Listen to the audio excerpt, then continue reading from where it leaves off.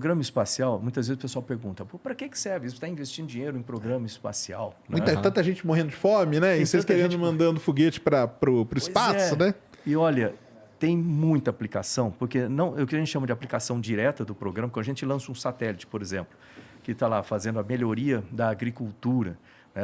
A produtividade da agricultura, a parte de meteorologia, acompanhamento do mar. Se a gente tivesse, por exemplo, já o nosso programa bem instituído, com constelações que pudesse fazer acompanhamento do nosso litoral e oceano, a gente saberia na hora de onde veio aquelas manchas de óleo e outras coisas que a gente pode fazer. Acompanhamento de fronteira, tem muita coisa, né, de aplicação de satélite. Além da aplicação direta, você tem todo o desenvolvimento da tecnologia para chegar lá. Isso a gente chama de spin-offs do programa espacial. E tem centenas, literalmente, de produtos que vêm da pesquisa espacial. A gente pesquisa para viabilizar coisas do programa espacial, e essas pesquisas elas acabam tendo aplicações práticas em outras áreas, porque, na verdade, essa ciência foi desenvolvida para uma coisa que acaba tendo aplicação em outra. Ciência espacial é um negócio muito de ponta, né, cara? Isso. Então, para você chegar e desenvolver aquilo que vai para o espaço, as etapas e tudo que você passou, aquilo lá vai ter muita aplicação depois. E a gente sabe disso, né?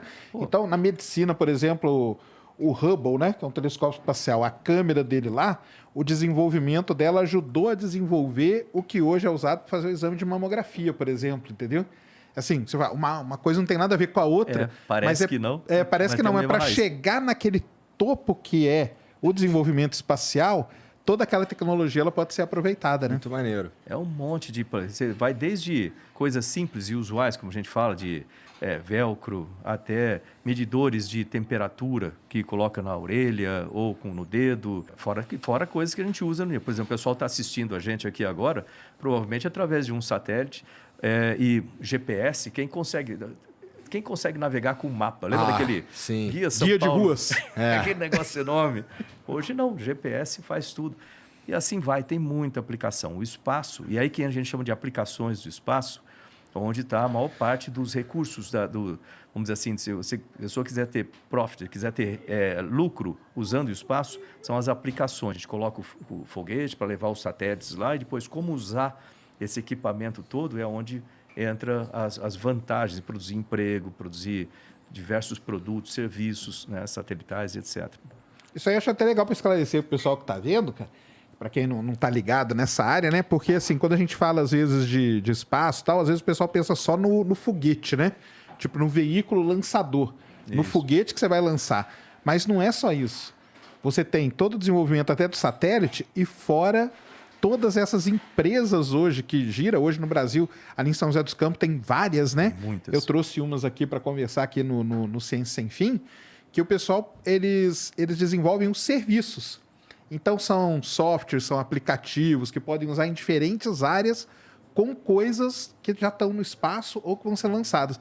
Porque isso cria essa coisa na cabeça da pessoa, né? Ah, mas, tipo, nós não temos foguete, como que a gente pode ter algum desenvolvimento no espaço? Tem muito. Mas é que tem essa... Não precisa ter só o veículo lançador, né? Você pode ter várias outras coisas. Quer ver uma coisa agora? Por exemplo, a gente fala assim de 5G, a gente fala de aplicações de 5G e aplicações em agricultura. Vamos pegar uma coisa que o pessoal consegue enxergar bem. Agricultura, você vê aquela plantação bonita lá assim. Para o agricultor, para o produtor, seria muito importante que ele tivesse no seu celular, por exemplo, olhar assim, amanhã, tal hora, eu vou aplicar defensivo ou vou aplicar um fertilizante. Vai chover ou não vai chover? Então, se ele tiver, quanto mais preciso for a previsão meteorológica, ele consegue desperdiçar menos produto, assim. Aí, ele pode usar um serviço satelital para olhar a plantação, geralmente são muito grandes, muitos hectares.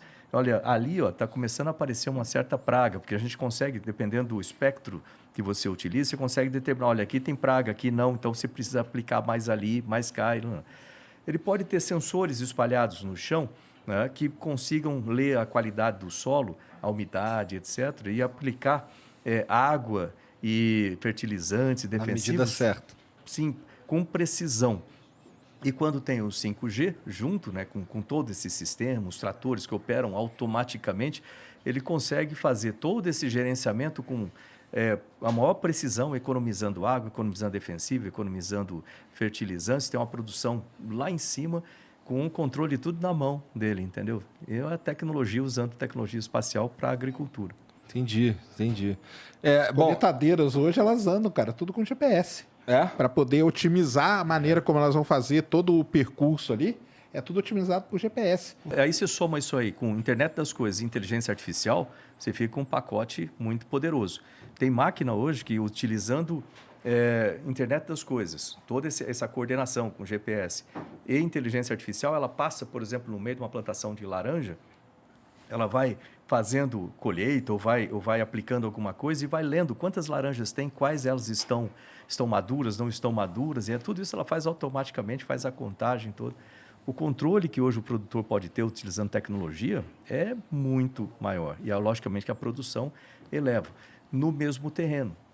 Entendeu? E isso é outra coisa bacana, que você não precisa sair ampliando o terreno lá para... Sim, a gente consegue otimizar o terreno que a gente tem para ter o máximo possível ali, sem ter que expandir para outra faixa de terreno. Interessante, muito legal. E hoje a agricultura também, eles trabalham muito com a questão híbrida, onde eles têm, por exemplo, a vegetação com uma plantação dentro. Então, isso também melhora a questão de carbono, tudo isso aí é muito melhorado. Nossa agricultura no Brasil, ela é altíssimo nível. Graças ao investimento que foi feito em tecnologia lá atrás, mandaram doutorandos, mestrandos para o exterior e voltaram e construíram a Embrapa. Hoje a gente literalmente colhe os frutos do que eles plantaram lá atrás. A Embrapa, Empresa Brasileira de Pesquisa Agropecuária, é uma instituição pública do Brasil, responsável por desenvolver pesquisas e tecnologias inovadoras para o setor agropecuário. Fundada em 1973, a Embrapa tem papel fundamental no avanço da agricultura brasileira, contribuindo para o aumento da produtividade, sustentabilidade e competitividade do país no mercado global. Seus projetos abrangem desde melhoramento genético de plantas e animais, até práticas de manejo e uso eficiente dos recursos naturais. Se você gostou do vídeo, não se esqueça de se inscrever no canal, deixar o seu like, comentar e compartilhar.